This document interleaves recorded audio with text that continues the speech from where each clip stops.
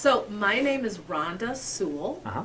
and I live in Sylvania, Ohio, which is right outside of Toledo, Ohio. And I am the proud mom, single professional mom of twin daughters who will be 21 in just a couple of months. And as a newspaper reporter, I always envisioned sort of this, by the age of 35, I'll be this, Right. and I'll be married, Right. and I'll have these kids, and that just did not happen Yeah. for me. And I was even considering adoption because I did grow up with a foster brother. Okay. And so none of that happened for me. I never found my soulmate at all, and was in a relationship and found myself pregnant with twins. Oh boy. And I'm not married, I'm a professional, I'm a community leader. Oh my God, what have I done? Yeah. And shame just hit me. Mm-hmm. And then, just going very, very deep, I just said, you know what? This is a gift. And I talked to my parents about it, and I'm like, I'm going to have these twins. I feel almost obligated, like, just really convicted to carry this forth and deal with whatever societal drama or pressure. And I got to my about 5.5 months, and all of a sudden I was spotting, and I felt that was not normal. So called my doctor and said, I'm spotting, but I'm moving today, and I probably overexerted myself a little bit. Yep. And she said, why don't you just come in? Well, I had already dilated 2 centimeters, Oh man. which was a no-no. So I had to have a cerclage, which is the stitching of my cervix, to hold the babies in and go on immediate bed rest and Okay. do nothing. Oh man. So that's what I did. And then one day at about 24 weeks, oh no, not even 24 weeks, it was about 22 weeks, my water broke. Oh wow. And I did know I was having fraternal twins, but my water broke in one sac. Later we would find out. So rushed to the hospital. I knew when your water breaks, you produce a child. And I knew I was too early. So in my mind, I had already lost my twins, and it was devastating, And so was in the hospital, and the nurses were so kind and, just being very gentle with me and not really saying much. And I'm like, oh, they don't want to let me down Right. to tell me that I've lost my twins. At the time, their dad and I, who maintain a great relationship, we co-parent. He's wonderful. He's from Columbus, and he's a wonderful dad. My girls are very close to their father. I could not ask for a better dad. But we just knew that our relationship wouldn't, advance. Sure. And so he was really scared. I was scared. Our families were scared. Yeah. And I remember the nurse coming in, like, gleeful, saying, we still hear 2 heartbeats. And I kind of sat up in the bed and said, how is that possible? My water broke. And when I mean my water broke, my water broke. And she said, no, you're just gonna stay here. This is gonna be your new home. And I was thinking to myself, thank God for good insurance. Right. Because Right. like, I'm only 22 some weeks. Like, there's no way I can stay until 39 weeks. And they're like, well, right now you're just going to stay here. So I did. That's what I did. Wow. And then it was just every day and meeting with the staff and, going through the motions and not moving, just not moving. And then one day, I was 23 weeks and 3 days, developed a fever, high fever, and it ended up being preeclampsia, and I developed gestational hypertension during that time. So my blood pressure went through the roof at almost stroke level. So they had to induce, they had to make a decision to just, and I knew at 23 weeks, that's not even 6 months. Right. There's just no viability there. And so they rolled me in, and the first baby came out breech. She came out backwards. And so I'm like, oh gosh, what is going on? But what next, right? she was viable and looked healthy, just really tiny. Yeah. And my daughters were actually born weighing only 1 pound. Wow. Each 1 pound 4 ounces and 1 pound 3 ounces. Wow. And they were as long as a ruler, 12 inches long. One was 12 and a quarter. But just to think of how small that is, it's literally, I could hold both of them just like this, like little birds, and I'm kind of getting, reliving it, but then my second daughter took a while, about 22 minutes, and then she came out in her sack. Wow. Still, and one of the nurses said, I've never seen that, but I've heard of it. She goes, I've worked for 16 years at Toledo Hospital, and I've never seen that happen, but I've heard it happening. And so there was no baby. There was just a blob there, a sack, a ball.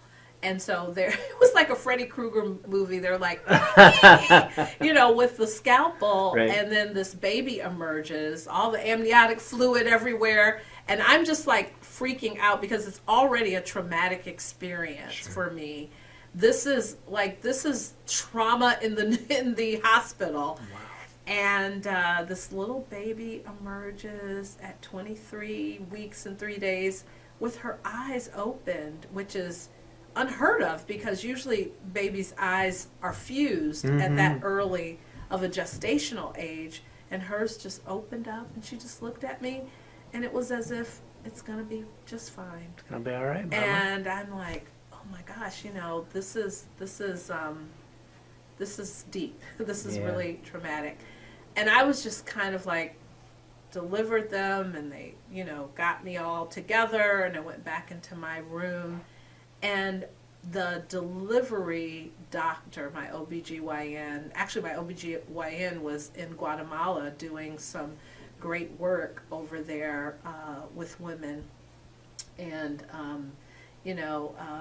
maternity care and things of that sort. And she actually called me and said, what are you doing? This is too early to be delivering. And I'm like, I just delivered them. I don't know what I'm doing, And so my doctor, Dr. Renee Mason, came in, and this is so interesting.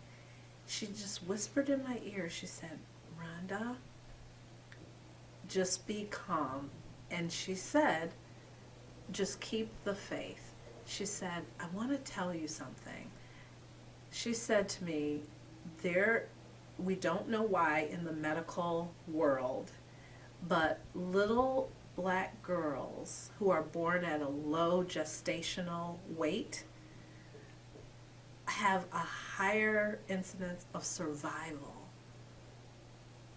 And for some reason, I don't know what happened, but something clicked, and I said, that's like all the ancestors taking care of me. That's like all the women who took care of other people's children and were in the cotton fields, and all the women that, just were demeaned, and all of that in the African American community fighting to survive. Like, I took this really probably way deeper than I should have, but it was a survival technique for me, and probably my maternal instincts kicking in, saying, I have to emotionally fight for those little girls to make it 24 hours. Like, just because they were delivered doesn't mean they're going to make it through the night. Right. And the neonatologist actually